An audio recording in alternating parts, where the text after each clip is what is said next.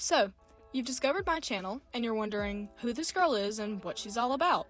Well, that's what this Lily's here for. Hi. She's gonna be telling you a little bit about me and help you answer that question of, is this person worth watching? So, who the heck am I? Hi, I'm Lily. Hi, I'm Lily. And I've tried to film this video 45,000 times. A little bit of backstory about me. I am in high school right now. I'm the youngest of 4. I have a brother and 2 sisters, and yeah, I've done some YouTube things before. They didn't really pan out for me in the best way, and it was when I was much younger than I should have been to be trying to attempt to be a content creator completely by myself. Yeah. I wanted to have a video for you guys to get to know me, so that way, like I said in the intro, if you discover my channel and you think, who is this girl? And yeah, just who is this girl?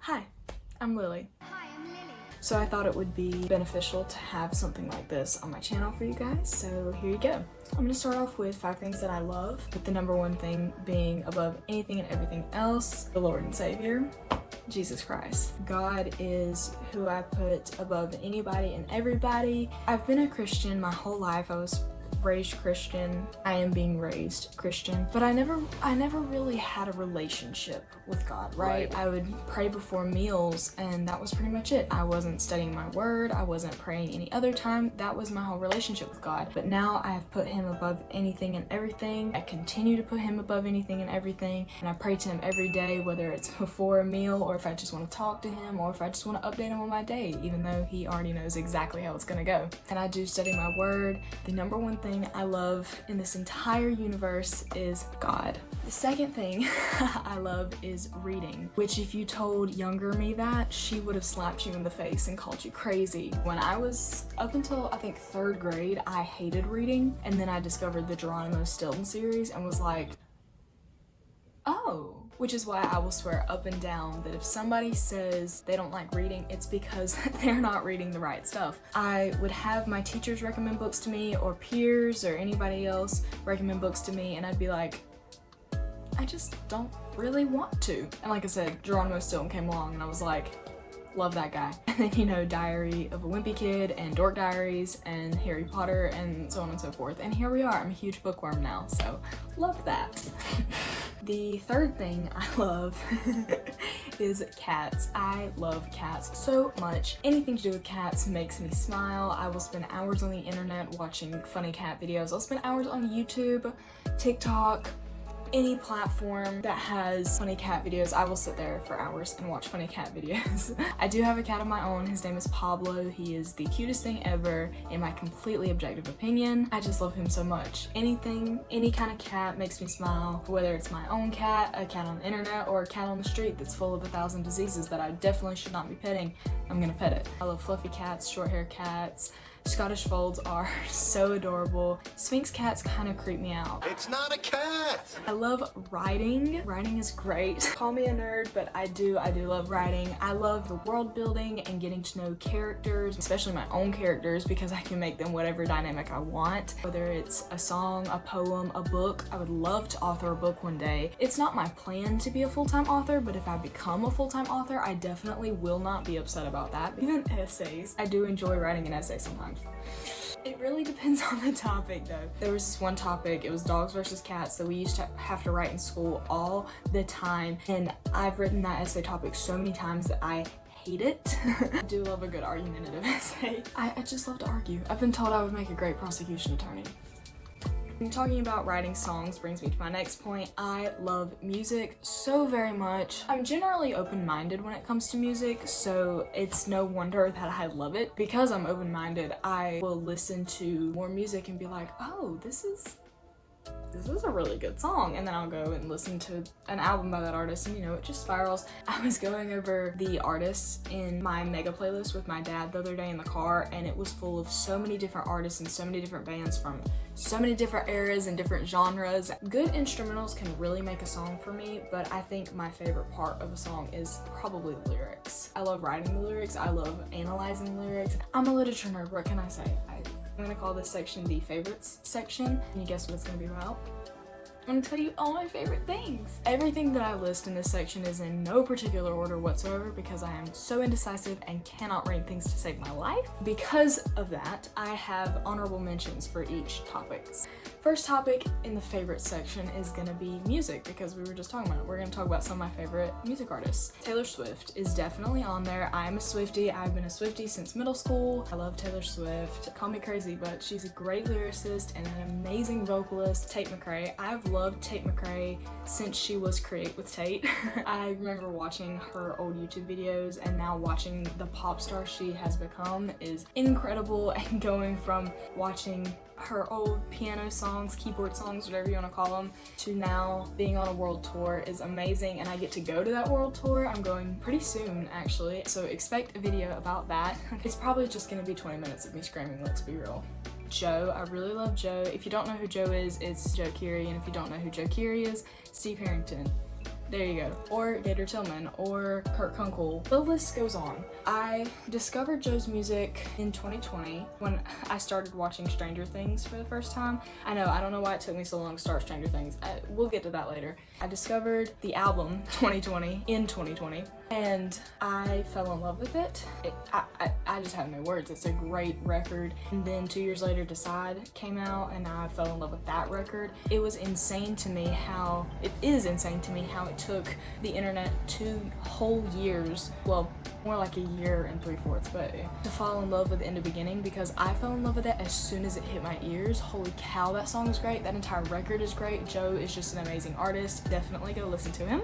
Phoebe Bridgers, I think. Phoebe Bridgers, oh, I love Phoebe Bridgers. I'll say Phoebe Bridgers / Boy Genius. I think I listen to her solo music probably a little bit more than I listen to Boy Genius, but it's definitely gotta be close. Stevie Nicks as well, and Fleetwood Mac, so that kind of goes hand in hand with Phoebe Bridgers' Boy Genius. I think I listen to more of Stevie's solo music than Fleetwood Mac as a band, but like I said, it's very close. I've had a lot of people tell me that I give off Stevie Nicks vibes. That's definitely a compliment. Thank you so much, but I don't know if I do. I mean, I've had a lot of people tell me I look like Taylor Swift, but I don't think that's true. I think it's just the bangs.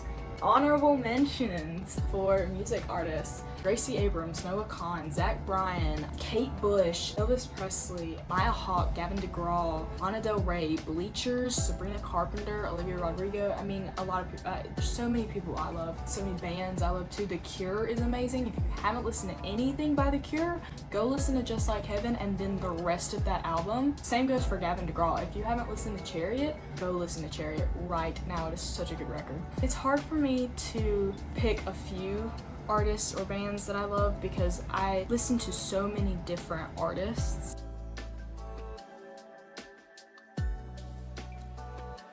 And so many different songs, whether it's one song by one artist or it's like 25 songs by the same artist or 25 songs by the same band, you know, it varies. That's why instead of just 5, you've gotten 15 for that category.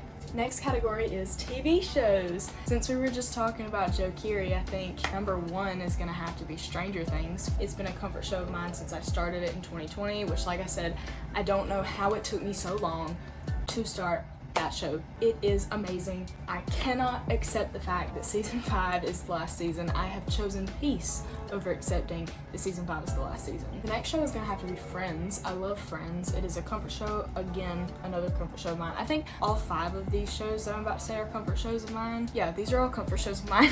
But Friends is definitely a comfort show of mine. There's no question about that. I probably started watching it when I was 9, I think. I started watching it with my mom. I still watch it with my mom. I watch it by myself. I watch it when I'm feeling sad. I watch it when I'm feeling happy. It's just a show for all moods, really. It'll cheer you up if you're down. It'll cheer you up if you're not down. I cried so hard when Matthew Perry passed away. That was so sad. Next show, Grey's Anatomy. I started Grey's Anatomy in February of this year, which if you're not watching in this year is 2024 as of me recording this. I started in February of 2024, and as of July 2024, I am this close to being in season 11, and by this close, I mean I'm 2 episodes away from it. It is it's an amazing show, and I I have no words. It's definitely drama filled, but it's so well done that you don't even realize how absurd the drama is most of the time, other than when a bomb comes in the hospital. But you know,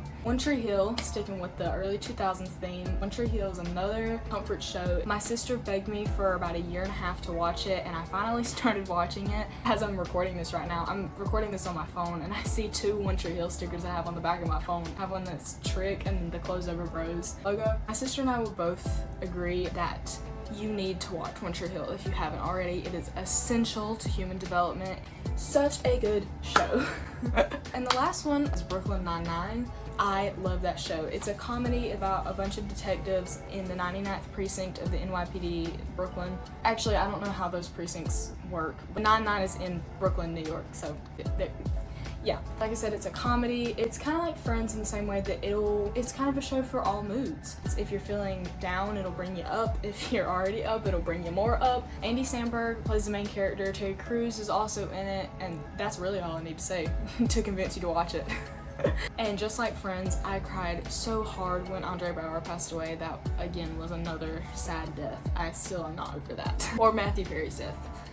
Honorable mentions for TV shows. Jane the Virgin, that is another good show. It is another one that is so drama filled, but it'll keep you on your toes. If you need something entertaining to watch, Jane the Virgin is the way to go. It's on Netflix, and it is another great show. Daisy Jones and the Six has to be another honorable mention for me. I read the book a couple weeks ago and loved it, because like I said, I love Fleetwood Mac. So when I read Daisy Jones and the Six and they had that Fleetwood Mac kind of vibe, I fell in love with it. And when I remembered that there was a show, I was like, oh, I need to watch this. And it quickly made its way to one of my favorite shows. I do adore the book and the show. Taylor Jenkins Reid knocked it out of the park with that one. Holy cow. When I was younger, my brother and I used to watch My Babysitter's a Vampire, both the show and the movie. They took it off Netflix a couple years ago, which I was really upset about that, because it is a kids show, but I do like to rewatch kids shows every now and then. Because it's a kids show, it can be really cheesy, but I do love to rewatch it because I really loved that show as a kid. Same with H2O, Just Add Water, and Mako Mermaids. I know a lot of people are either hardcore H2O or hardcore Mako, but I cannot choose. I love both of them. I think as a show, Mako has the better plot, but H2O's vibe is just... And H2O has Ricky, and I love Ricky. She is such an iconic character. I've been told that I would like Gilmore Girls, but I'm just kind of hesitant to start new things when somebody recommends them to me. Books. Talked about how I'm a bookworm now, so let me talk about some books. I don't have honorable mentions for this category just because I couldn't come up with any, because my favorite books are constantly changing. The Wesson Game by Ellen Raskin. I read that with my class in 5th grade, and holy cow, I loved that book. I still love that book. I love rereading that book. Daisy Jones and the Six, so up there. TJR. The story was amazing. The way the story was told, it's told through an oral history, which is really interesting because it's fiction, so that was great. I read that in less than 2 days, I think. Layla by Colleen Hoover. It's kind of like a thriller romance, kind of sci-fi, I think you would classify it. It was a page turner. I would definitely recommend that to you. Where the Crawdads Sing by Delia Owens. I can't believe I haven't said that one yet. The movie did an amazing job, and it was exactly how I imagined it while reading the book. Yeah, read that book and watch that movie. The Outsiders by S.E. Hinton. I think that one's definitely gonna stay one of my favorite books for all of time. I read that one in middle school. Of course I was gonna love the movie, because have you seen the cast? Let's talk movies. I think my favorite movie of all time is probably Back to the Future, and the Back to the Future trilogy as well. I love all three movies. I rank them in the order that they go. So, you know, first one is number 1 for me, second one's number 2, third one's number 3, which is not to say that the second, third are not good movies. I think the franchise would have done just as well as a single movie, as a duology, as it's done as a trilogy. This one was controversial for me because I have neurotic thematic rules in my head, so it was kind of controversial, me against me, to put this in my list of favorite movies. But National Lampoon's Christmas Vacation, because that is my favorite Christmas movie, and if I didn't have these neurotic thematic rules in my head, then I would be watching Christmas Vacation right now. But I've made a rule for myself that I can't do anything Christmas related in the summertime, or really anytime that's not Christmas. Hilarious Christmas movie. Watch it with your family this Christmas. If you like to do movie marathons for Christmas, add this to your list. If a Man Answers. This is an oldie but a goodie. It came out in 1962. It's a Sandra Dee, Bobby Darin movie. In a nutshell, guy meets girl, they get married. Girl gets jealous because guy's job requires him to be around pretty women. So she goes to her mom about it, and her mom gives her a book. The book is titled How to Train Man's Best Friend, and it is a book on how to train your dog. So you can imagine how well that goes. Ferris Bueller's Day Off. That's another good one. If you can't tell, I love old movies. I think all these, Back to the Future's 80s, Ferris Bueller's Day Off's 80s, National Lampoon's Christmas Vacation is 80s. Okay, I love 80s movies. Ferris Bueller's Day Off, another hilarious movie. Honorable mentions. A lot of these could go in my favorites for movies. I don't know why I didn't put them there. Die Hard. Die Hard, that's all I need to say. One cop heroically saving the day while everyone else stands around and watches. It's the story of my life. Titanic. I'm a girl, how could I not put that in my favorite movies? It's Mr. DiCaprio looking fine while he... What's the word I'm looking for here? Two soulmates meet, fall in love, and then one of them just dies. How could you not love it? Tangled. I love rewatching movies that I watched growing up. I think Rapunzel's my favorite princess, and I think Tangled is my favorite Disney princess movie. Toy Story. I love Toy Story, the whole series. A lot of people don't like the fourth movie.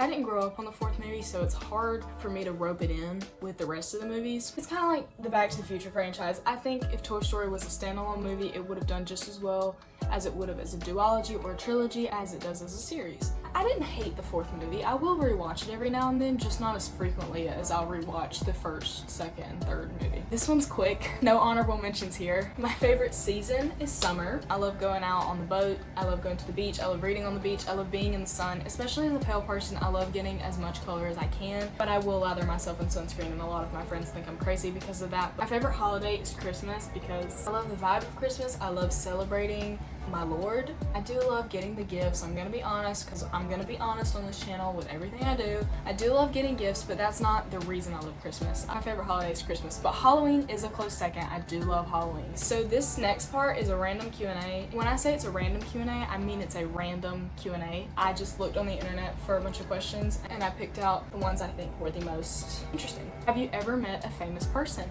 Yes, I have met Will Smith. He and a movie crew came to my hometown to film a movie years ago, and I met him then outside of his trailer. At the time, I didn't realize what a big star Will Smith is. I didn't realize who Will Smith is, but now that I'm older, looking back on it and realizing that I met the Fresh Prince of Bel-Air is crazy to me. What is a deal breaker in a friendship or relationship? The number one deal breaker I think for a friendship is judgment. I'm a weird person, so I need a judge-free zone at all times. If you're gonna be judgy around me, depending on whether it's how close I am with the Lord or my sense of humor, the fact that I want to be a content creator or that I want to write my own books or whatever it may be, if you're gonna be judgy about it, peace and blessings to you. See you on the flip side. This is a really random one, but I think for a romantic relationship, a big deal breaker for me is bad breath. I get so paranoid that I'm gonna stink that if my partner has bad breath, I just can't do it. How do you think your best friend would describe you? I think they would describe me as like funny, loyal, probably nerdy. I don't know, I have to ask them. My most used phrase? Probably this guy. I will use this guy to refer to anything.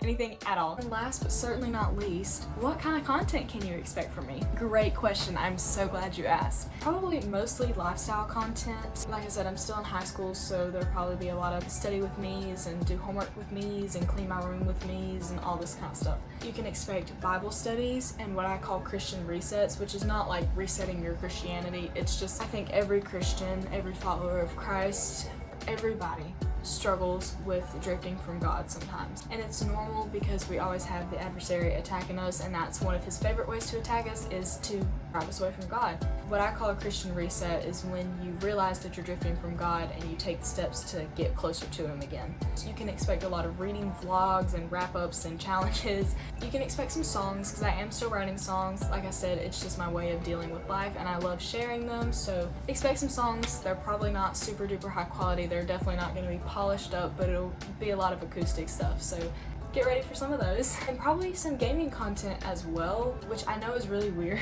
kind of coming from a lifestyle YouTuber, but one thing about me is that I get really interested in video game lore, Five Nights at Freddy's lore, Bendy and Inkshing, Hello Neighbor lore. I've recently gotten into the lore of Poppy Playtime. I discovered Gartner Ban Ban through Mainens, who is an incredibly underrated YouTuber. Go watch Mainens and subscribe to him right now. He is hilarious and such a good YouTuber. And then I also love playing Minecraft. I loved it as a kid. I loved Roblox as a kid. I still play them, so maybe expect some gaming content. That's the kind of content you can expect to see from me. Thank you so much for watching and spending this time with me, getting to know me. I really hope that we have some things in common and that you'll stick around and watch me try to figure out my life.